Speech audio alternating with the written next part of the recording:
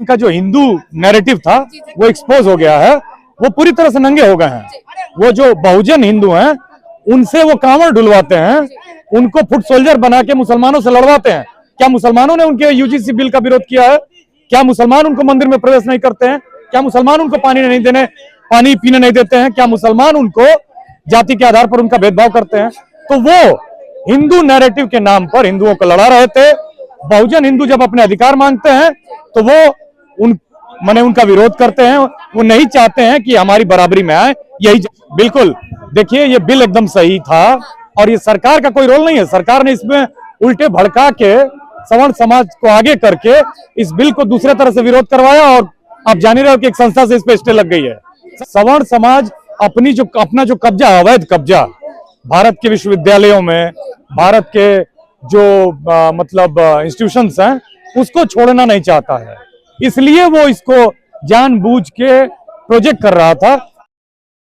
ये जो बिल है यूजीसी इक्विटी रेगुलेशन 2026, ये 2012 में कानून था, उसी का एक्सटेंशन है एक तरह से। जो विश्वविद्यालयों में एक डिस्क्रिमिनेशन बढ़ गया था दलित, आदिवासी और ओबीसी स्टूडेंट्स के खिलाफ, उसके लिए था।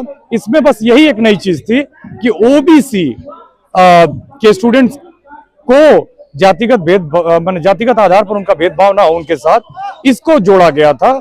और इसी का विरोध सवर्ण समाज कर रहा था कि इस कानून का उनके खिलाफ दुरुपयोग हो सकता है।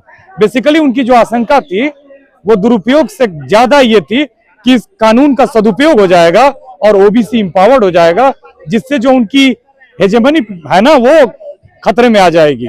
क्योंकि विश्वविद्यालयों पे लिटरली उनका जो है एक तरह से कब्जा है और वो कब्जा जो है वो नहीं छोड़ना चाहते हैं। आप अगर आंकड़े देखेंगे तो भारत के केंद्रीय विश्वविद्यालयों में 5 ओबीसी वाइस चांसलर हैं केवल, और 1 दलित और 1 आदिवासी है, बाकी सभी सवर्ण है। स्वर्ण समाज लगातार धरने पे बैठा था, मोदी सरकार या मोदी जी के पोस्टर पर कालिक भी बोल रहा था। क्या स्वर्ण समाज डर गया था कि अगर ये कानून लागू हो जाएगा तो जिस तरीके से हम लगातार अत्याचार कर रहे हैं वो रुक जाएगा? नहीं, डर गया था ये गलत शब्द होगा। सवर्ण समाज अपना जो कब्जा, अवैध कब्जा भारत के विश्वविद्यालयों में, भारत के जो इंस्टीट्यूशंस हैं उसको छोड़ना नहीं चाहता है। इसलिए वो इसको जानबूझ के प्रोजेक्ट कर रहा था। क्योंकि इस देश की जितनी भी महत्वपूर्ण संस्थाएं, डेमोक्रेसी के 3 पिलर्स होते हैं, जो कार्यपालिका है, विधायिका है और जुडिशरी है, और इनफॉर्मल पत्रकारिता है। इन चारों पे उनका कब्जा है। पत्रकारिता में तो 99% वही है, 90% वही है। और आप देखिए कार्यपालिका में क्या हाल है, एक भी ओबीसी सेक्रेटरी है, 1-2 होंगे। SC ST कितने हैं सब आप जानते हो। आप देखो जुडिशरी में 75 साल के बाद भी कितने ओबीसी जज हुए होंगे, आंकड़े आपके सामने हैं।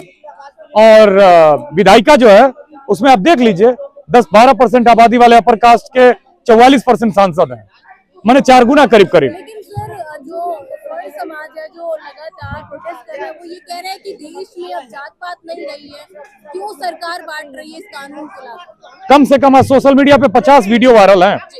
एक वीडियो वायरल है जौनपुर का, जहां एक प्राइमरी विद्यालय के प्रधानाध्यापक जाते हैं एक व्यक्ति के घर पे जौनपुर में, और वो पहुंचने के बाद उनके घर का लड़का उनको पानी दे देता है, वो पी लेते हैं। फिर बाद में घर के लोग जानते हैं कि ये दलित समाज से हैं। उस घर का मुखिया उनको भद्दी बातें करके भगा देता है। वो वीडियो वायरल है। एक लड़के का वीडियो वायरल है, जिसको वो कह रहा है कि मुझे जाति सूचक शब्द कह के पानी पीने से मना कर दिया गया, वो रोने लगा। आपने कई खबरें पढ़ी होंगी कि IPS हो गए और उनके गांव में जिन उच्च जातियों का कब्जा था उन्होंने उनको शादी में अपनी घोड़ी नहीं चढ़ने दी। सर, जहां देश में आपने देखा होगा कि तमाम नेता हिंदू राष्ट्र की बात करते हैं कि देश को हिंदू राष्ट्र घोषित कर देना चाहिए, वहीं ये बिल आता है तो वो लोग क्यों इस तरह की धरना प्रदर्शन कर रहे हैं? क्या एक जो दलित ST SC ओबीसी है वो हिंदू नहीं है? बहुत ही अच्छा सवाल है आपका। देखिए, ये पूरा इनका जो हिंदू नैरेटिव था वो एक्सपोज हो गया है। वो पूरी तरह से नंगे हो गए हैं। वो जो बहुजन हिंदू हैं उनसे वो कांवड़ ढुलवाते हैं, उनको फुट सोल्जर बना के मुसलमानों से लड़वाते हैं। क्या मुसलमानों ने उनके यूजीसी बिल का विरोध किया है? क्या मुसलमान उनको मंदिर में प्रवेश नहीं करते हैं? क्या मुसलमान उनको पानी पीने नहीं देते हैं? क्या मुसलमान उनको जाति के आधार पर उनका भेदभाव करते हैं? तो वो हिंदू नैरेटिव के नाम पर हिंदुओं को लड़ा रहे थे। बहुजन हिंदू जब अपने अधिकार मांगते हैं तो वो माने उनका विरोध करते हैं। वो नहीं चाहते हैं कि हमारी बराबरी में आए, यही जातिवाद है। आपने देखा होगा कि कल मुख्य धारा की मीडिया में थंबनेल था, एक बड़े चैनल की एंकर है महिला, उन्होंने कहा कि ठाकुर ब्राह्मण आगे और बंटवारे की लड़ाई लड़ने वाले पीछे। सर यही सवाल अब है कि कुछ पत्रकार जो नेशनल मीडिया से वो ये कह रहे हैं कि ये जो बिल है वो गलत है, कहीं ना कहीं सरकार मतलब जनरल के साथ भेदभाव कर रही है, तो आप कैसे देखते हैं? बिल्कुल, देखिए ये बिल एकदम सही था और ये सरकार का कोई रोल नहीं है। सरकार ने इसमें उल्टे भड़का के सवर्ण समाज को आगे करके इस बिल को दूसरे तरह से विरोध करवाया और आप जान ही रहे हो कि एक संस्था से इस पे स्टे लग गई है, समझ रहे हो आप। तो ये जो बिल है इसमें हर वर्ग के लोग सुरक्षित हैं, चाहे वो अपर कास्ट लड़के हों लड़कियां हों, लड़कियों के लिए तो अलग प्रावधान है और उसके साथ साथ ईडब्ल्यूएस कवर्ड है। अब उसके बाद बचता है आपका दिव्यांग, वो भी कवर्ड है। ओबीसी को बस यही जोड़ा गया था कि उनको जातिगत आधार पर उनका भेदभाव ना हो, उसी का ये विरोध है। और ओबीसी समाज को ये समझना है कि भाई जो तुम अब तक हिंदू बन रहे थे वो सवर्ण समाज के सामने तुम्हारी कोई हैसियत नहीं है, वो तुमको नहीं देखना चाहते हैं कि तुम उनकी बराबरी में आओ। एक एग्जांपल देता हूं, इस बिल में बहुत साफ बातें हैं कि अलीगढ़ मुस्लिम विश्वविद्यालय में कोई सवर्ण हिंदू पढ़ता है और उसके साथ भेदभाव होता है तो इस कमेटी के माध्यम से उसको न्याय सुनिश्चित होगा।